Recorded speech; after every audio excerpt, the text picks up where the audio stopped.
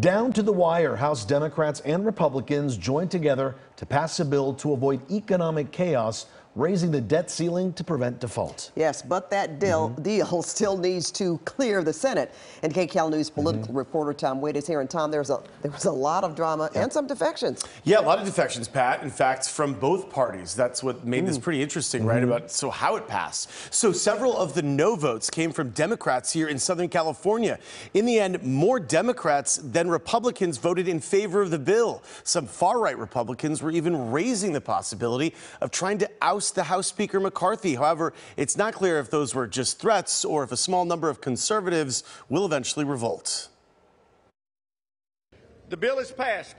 A tense vote in the House where Republicans and Democrats joined together to pass an agreement to raise the debt ceiling, moving the country one step closer to avoiding a catastrophic scenario where the U.S. defaulted on its debt. The deadline for getting this deal to the president's desk is now just days away. Republican House Speaker Kevin McCarthy. Here's the bottom line, Mr. Speaker. The Fiscal Responsibility Act is the biggest spending cut in American history.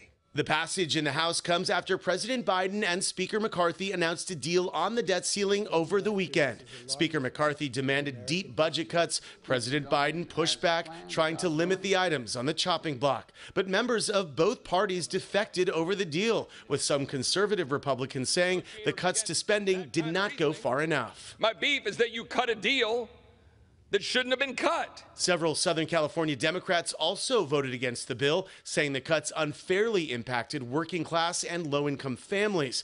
Long Beach Democrat Robert Garcia says the bill was not ideal, but default was not an option. I think what's important for folks to know is that we could have ended at a much worse place. This could have been a terrible deal that could have had a lot of opposition.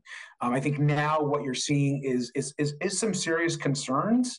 I mean, I've shared those as well, but certainly a bipartisan deal that protects the key programs. Social Security is on the table. Nothing's going on with issues around Medicare or Medicaid or student debt. And it also cements some of the big key initiatives like the Inflation Reduction Act, the bipartisan infrastructure deal. The agreement raises the debt ceiling until January 2025, caps some federal spending, claws back money from the IRS, tightens eligibility for food stamp programs, and loosens some environmental rules. Professor of Politics, Fernando Guerra. And I think this is a great victory for President Biden, that he was able to talk Democrats and the Democratic leadership into putting themselves out there, even though there were so many elements of this that they hated. On the other hand, I know people are praising McCarthy, but that's just the low level of expectation in this new era where someone like McCarthy, that's so divided, so close in Congress, and that it took 15 votes for him to get elected speaker, that we don't expect much of him. In a significant vote under Speaker Nancy Pelosi, this never would have happened.